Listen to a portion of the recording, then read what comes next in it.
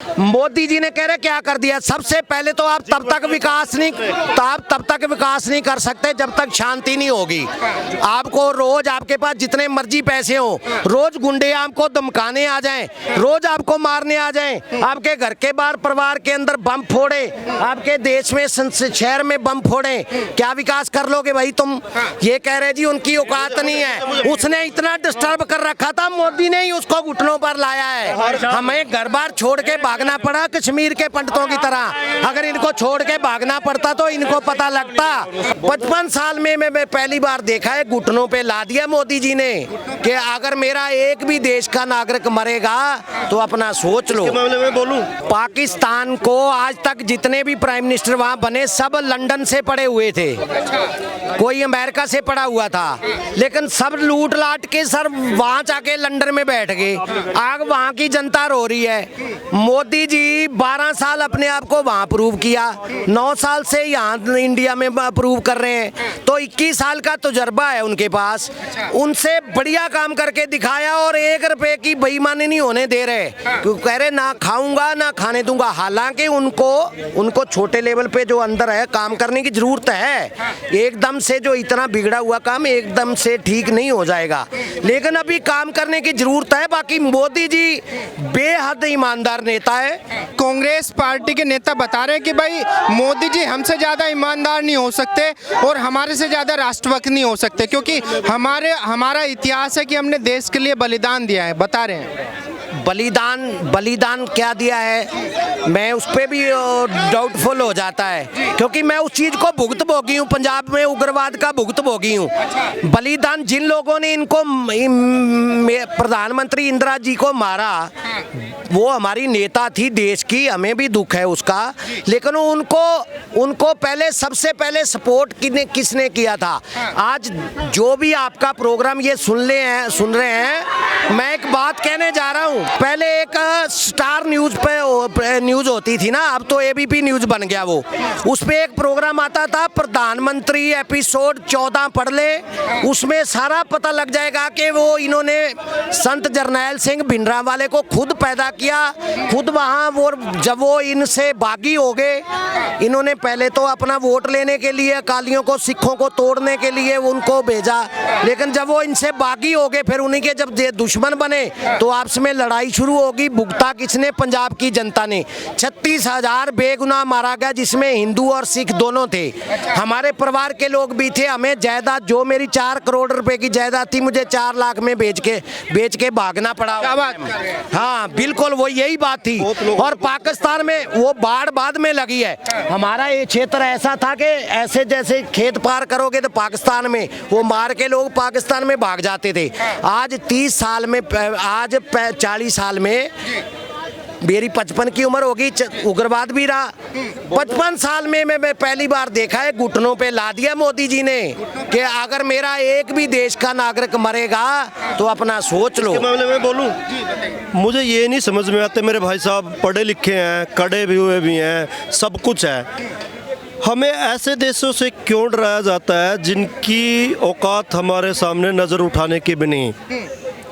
जो दंगे फसाद, आपने आतंकवाद का नाम लिया, जो मतलब मुस्लिम को साथ में जोड़ के देखते हैं। पाकिस्तान का आज का हालात देख लो आप, कुछ भी नहीं है। उस आदमी से हमें क्या डरना? हमें मोदी जी और भी पार्टी, चाहे केजरीवाल हो चाहे कांग्रेस के लोग कोई भी हो, हमें यो क्यों नहीं बताते कि हमें अमेरिका, रसिया, चाइना, जापान या फ्रांस से आगे निकल के काम करना है? हमें ये क्यों डराया जाता है? जिस देश में खाने के दाने नहीं है, जिस देश में टमाटर सब्जी में डालने के लिए नहीं है, जिसमें बच्चों के लिए रोटी खाने के लिए, उस देश से क्यों डराया जाता है? वो तो लेकिन कौशिक जी सवाल ये है, बम चाहे कचरे में के डब्बे में पड़ा हो, लेकिन खतरनाक तो है ना वो। मैं ये बात मानता हूँ, मैं सफाया भी देता हूँ।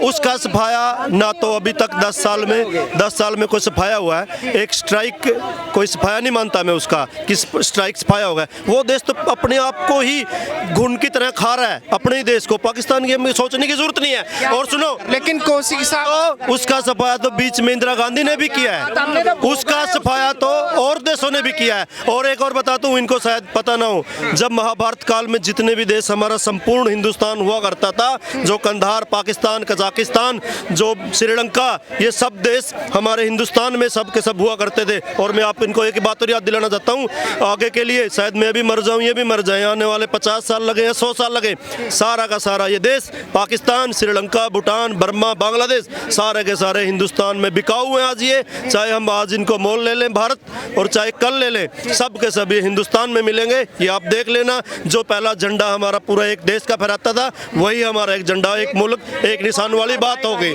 जो मोदी जी ने देश को ऐसे रास्ते पे चला दिया, आइंदा कोई भी प्राइम मिनिस्टर आएगा, हमारे देश में क्या सिस्टम है, पॉलिसी बनती है, वो पॉलिसी सालों साल तक लागू रहती है। मोदी जी ने कह रहे क्या कर दिया, सबसे पहले तो आप तब तक विकास नहीं कर सकते जब तक शांति नहीं होगी। आपको रोज आपके पास जितने मर्जी पैसे हो, रोज गुंडे आपको धमकाने आ जाएं, रोज आपको मारने आ जाएं, आपके घर के बाहर परिवार के अंदर बम फोड़े, आपके देश में शहर में बम फोड़े, क्या विकास कर लोगे भाई तुम?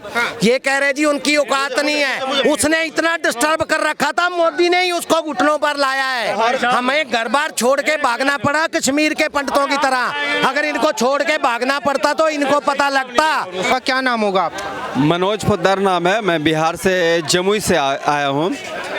और जी मैं जानना चाहता हूँ 2024 का चुनाव है, इस बार किसको लाना चाहते हैं?